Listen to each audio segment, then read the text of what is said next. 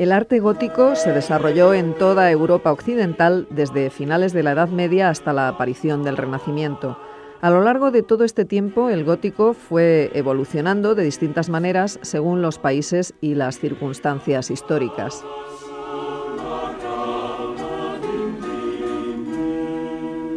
Hoy nos vamos a centrar en un momento y un lugar muy concretos, la Castilla de los Reyes Católicos. Para hablarnos de cómo era ese gótico ya tardío, nos acompaña hoy en el estudio Esther Alegre Carvajal, que es profesora de Historia del Arte de la Baja Edad Media en la UNED.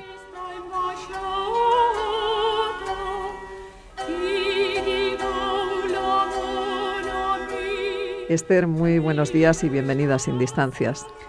Muchas gracias, buenos días a todos. Bueno, ¿por qué podemos hablar de un gótico especial en la época de los Reyes Católicos? ¿Qué es lo que hace que el gótico se vaya transformando? Bueno, como todos sabemos, la época de los Reyes Católicos abre una nueva coyuntura política. Tras las convulsiones políticas y de lucha de facciones que hay a lo largo de toda la Baja Edad Media, la época de los Reyes Católicos inaugura una unificación política que supone una pacificación en el interior del territorio, una política real fuerte de afianzamiento de la corona, además, lógicamente, de lo que es la conquista de Granada o el descubrimiento de América y su colonización. Los reyes católicos necesitan, conseguidos estos logros políticos, necesitan una arquitectura que sea capaz de expresar los nuevos valores de la monarquía, que se convierta en su imagen de poder. También lo necesitan los nobles que han estado guerreando unos contra otros, incluso contra la propia monarquía. Ahora, en esa época de estabilidad política, se retiran a sus territorios y se suprime esta situación de enfrentamientos. Entonces, se dedican también a construir su propia imagen de poder a través de esa arquitectura. En realidad podemos decir que esta época de los Reyes Católicos es una época muy fructífera en construcciones, supone verdaderamente una oleada arquitectónica, constructiva, de renovación muy importante. Y dentro de esto hay un nuevo lenguaje, que es esa renovación del gótico que se produce en este momento. Bueno, Esther, pero ¿este fenómeno de transformación del gótico es exclusivo de Castilla o afecta a otros países europeos? Realmente en el conjunto de Europa el gótico en sus fases finales se hace mucho más personal en cada territorio y adquiere en cada uno de ellos una personalidad propia. Aunque sí es cierto que en todos los territorios, incluida Castilla, también incluida esta época de los Reyes Católicos, se va a caracterizar por un decorativismo excesivo en muchos casos, por una simplicidad de lo que ha sido la complejidad constructiva del gótico, también una pérdida de esa carga simbólica que suponía la luz coloreada transformando la arquitectura, porque las construcciones no van a ser exclusivamente religiosas, sino que se va a desarrollar una arquitectura civil muy importante. En toda Europa se produce una coyuntura política y económica que permite el desarrollo de esa vida civil, que va a traer aparejada la necesidad de creación de nuevas tipologías arquitectónicas que respondan a esas nuevas necesidades. Como he dicho, en Castilla podemos hablar de una auténtica oleada constructiva. También en otros países podemos hablar de una aceleración arquitectónica, digamos, del conjunto de los territorios. ¿Y de qué momento exacto estamos hablando? Porque parece que ya estamos en el comienzo del Renacimiento, ¿no? Sí, realmente, digamos, este gótico de los Reyes Católicos se empieza a producir a finales del siglo XV y las primeras décadas del siglo XVI. Y en ese momento se están produciendo las primeras manifestaciones del Renacimiento en Castilla, porque en Italia, a lo largo de todo el 480, ya se está desarrollando el Renacimiento.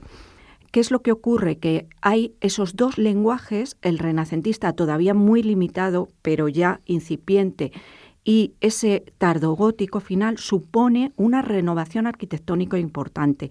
No porque estemos nosotros hablando de tardogótico, realmente en ese momento se entendía como un estilo antiguo, sino un estilo absolutamente nuevo y renovado. De hecho, en muchos de los tratados y en muchos de los contratos, cuando se habla de estas construcciones, se habla de construir a lo moderno. Y ese a lo moderno estaba implicando esa renovación del gótico que se está haciendo en este momento. Mientras que muchas veces cuando lo que se pretende es que se construya dentro del lenguaje clasicista del Renacimiento, se pide que el edificio se construya a la antigua o a lo romano. Las dos fórmulas eran fórmulas válidas y eran fórmulas modernas, como hoy las podríamos tildar. Claro, y que convivieron en esos primeros momentos. Exacto. Bueno, ¿y cómo podemos concretar las novedades de la arquitectura de este periodo? ¿En qué se sustancian estas novedades? Pues las novedades son muchas y son trascendentales. En primer lugar, en lo que respecta a las obras, lo más importante es cómo, por ejemplo, la tipología de iglesia se simplifica. De la complejidad constructiva que había traído el gótico clásico, pues se va a desarrollar una iglesia de nave única y cabecera poligonal. Esta solución es la que da Juan Guas en San Juan de los Reyes, la iglesia que le manda construir Isabel I.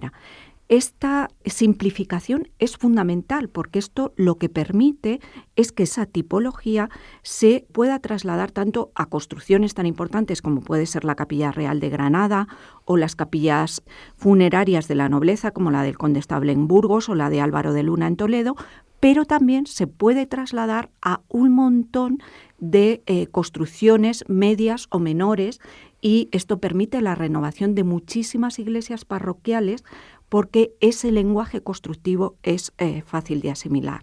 Eso por una parte.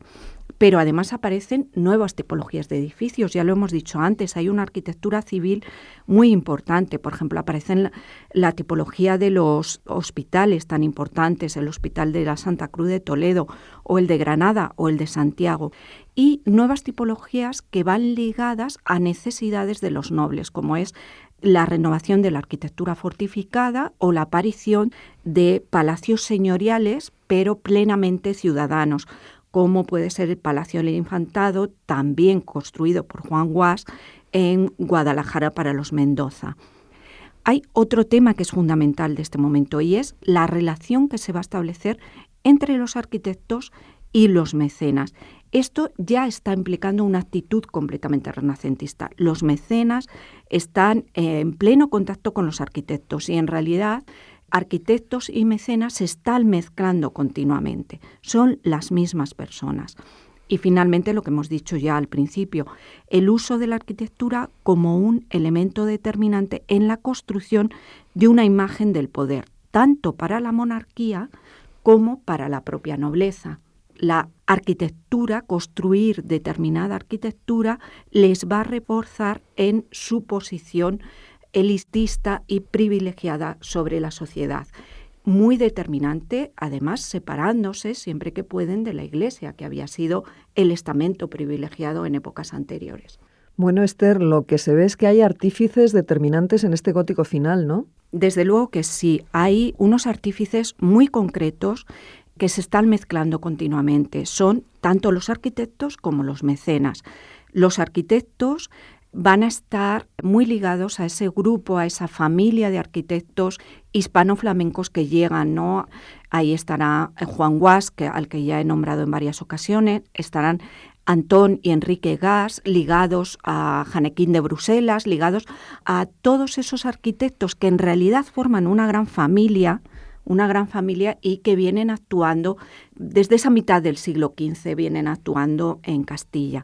Aparecen indudablemente unos mecenas fundamentales que van a ser los reyes católicos, fundamentalmente Isabel I de Castilla, que va a encargar las principales, va a ser encargo directo suyo, las principales obras que van a ir, digamos, definiendo lo que es este estilo, como es San Juan de los Reyes en Toledo o la Capilla Real de Granada o los distintos hospitales de los que ya hemos hablado. En ellos van a estar trabajando estos arquitectos, Juan Guas o Enrique y Antón Gas.